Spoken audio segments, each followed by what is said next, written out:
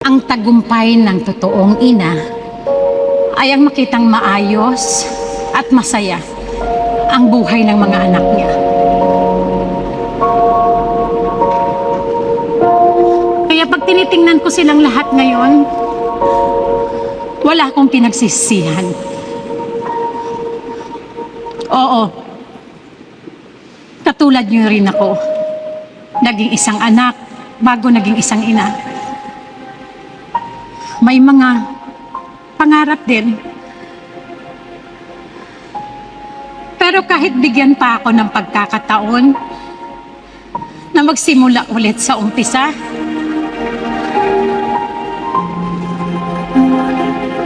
hindi ko sila ipagpapalit kahit kanino.